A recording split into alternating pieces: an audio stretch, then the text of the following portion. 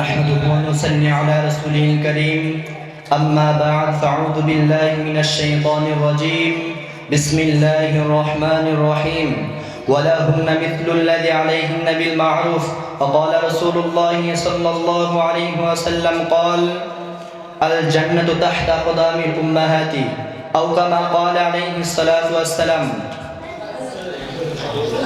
দারুল মুতালা কর্তৃক আয়োজিত আজকের অনুষ্ঠানের সম্মানিত সভাপতি ও বিজ্ঞ বিচারক মণ্ডলী ও সুদক্ষ পরিচালক এবং আমার সামনে উপবিষ্ট সবুজ বাংলার দূর দূরান্ত থেকে এলএম পিপাসী ও প্রাণপ্রিয় ছাত্র ভাইয়েরা সকলকে জানাই আমার পক্ষ থেকে আন্তরিক মোবারকবাদ ও শুভেচ্ছা অভিনন্দন।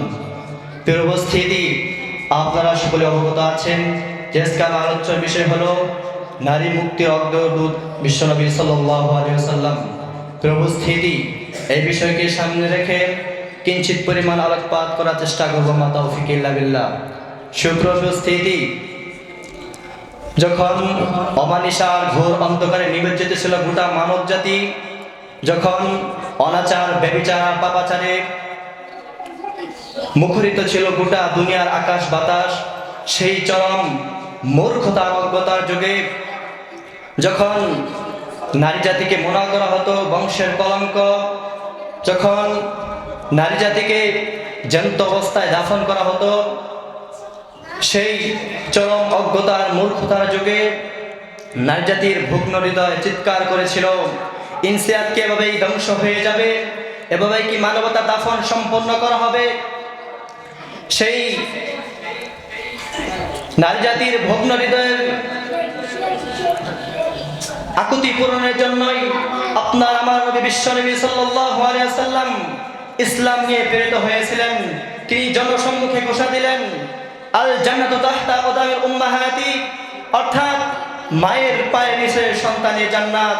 যখন এক সাহাবীর প্রশ্নের উত্তরে তিনবার মায়ের মর্যাদার কথা বলে নারী জাতির সম্মান মর্যাদা সর্বোচ্চ আসনে সমাসীন করেছেন, শুধু তাই নয়, তিনি সেই ঐতিহাসিক ভাষণে লক্ষাধিক সাহাবায়ে কেরামের মজমায় তিনি বলেছেন, ওয়ালাহুন্না মিথলুল্লাযী আলাইহিন্না বিল মারুফ, পুরুষদের যেরকম ভাবে নারীদের উপর হক রয়েছে, ঠিক তেমনি ভাবে নারীদেরও পুরুষের উপর হক রয়েছে।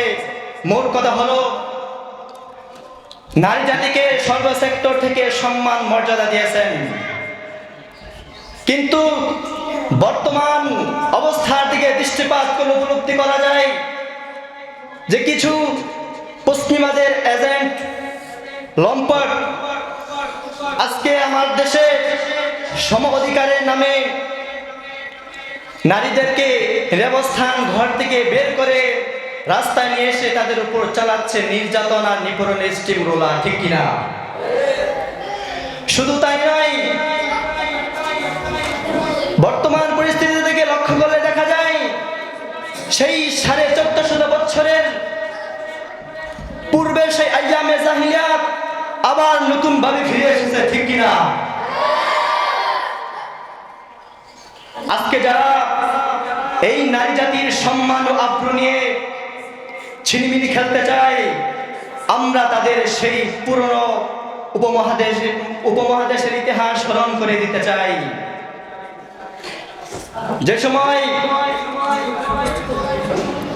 বাংলাদেশের এবং উপমহাদেশের মুসলমানদের অধিকার নিয়ে ছিনিমিনি খেলেছিল, সে সময় উপমহাদেশের সূর্য সন্তান সাইকুল হিন্দ মাহমুদ হাসান দেওবন্দি রহমাতুল্লাহি আলাইহি তাদেরকে উপমহাদেশ থেকে ঝাড়ু পিটা করে উপমহাদেশ থেকে তাদের নাম নিশানা মুছে দিয়েছিল এবং মুসলমানদেরকে আজাদী আন্দোলন উপহার দিয়েছিল। আবার যদি এখন নারীদেরকে সম অধিকারের নামে